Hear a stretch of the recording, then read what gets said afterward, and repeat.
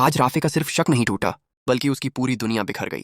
जिस औरत पर उसने अपनी जिंदगी लुटा दी, उसी को उसने अपनी आंखों के सामने एक गैर मर्द के साथ हाथों में हाथ डाले देख लिया।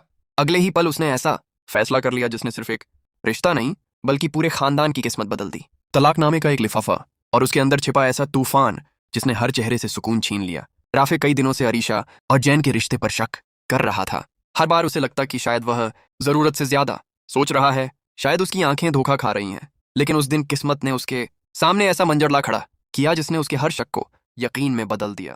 राफे शेरी के घर अरीशा को लेने जा रहा था। रास्ते में उसकी नजर अचानक एक बड़े शॉपिंग मॉल के बाहर पड़ी। उसने देखा कि अरीशा और जैन एक दूसरे के बिल्कुल करीब खड़े हैं।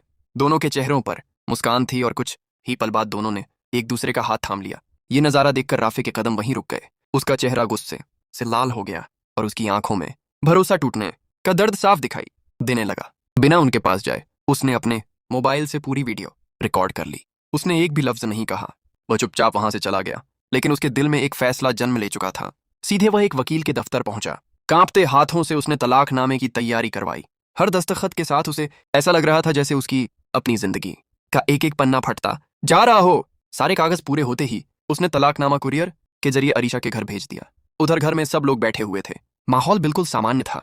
किसी को अंदाजा भी नहीं था कि कुछ ही मिनटों में ऐसा तूफान आने वाला है जो सबकी जिंदगी बदल देगा। डोरबेल बजी। अरीशा उठकर गेट तक गई। उसने लिफाफा रिसीव किया।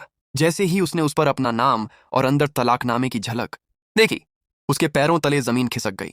उसके हाथ कांपने लगे, सांसें तेज हो गईं और अगले ही पल वह वहीं बेहोश होकर जमीन पर गिर पड़ी। घर में चीख पुकार मच गई।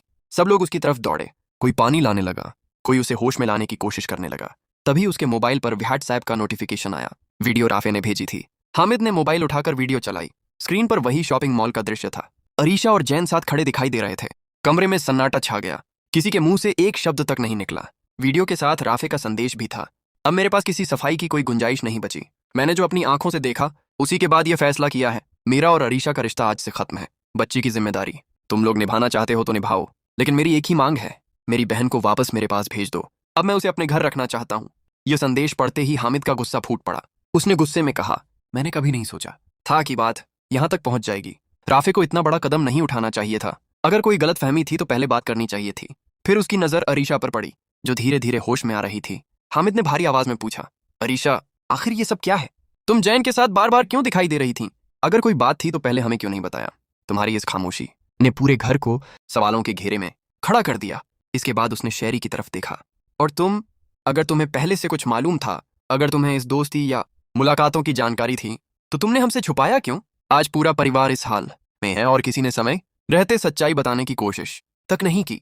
कमरे में मौजूद हर शख्स एक दूसरे का चेहरा देख रहा था। कोई कुछ बोल नहीं पा रहा था। अरीशा की आंखों से लगातार आंसू बह रहे थे, जबकि घर का हर रिश्ता अब एक नए इम्तिहान के सामने खड़ा था। अब सबसे बड़ा सवाल यही है, क्या राफे ने जल्दबाजी में ऐसा फैसला किया है, या फिर जो उसने देखा उसके बाद उसके पास कोई दूसरा रास्ता ही नहीं बचा था?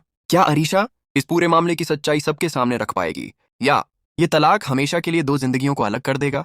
और क्या हामिद इस टूटते हुए परिवार को दोबारा जोड़ पाएगा, या अब हर रिश्ता हमेशा के लिए बिखर जाएगा? इन सभी सवालों के जवाब आने वाले एपिसोड में सामने आएंगे।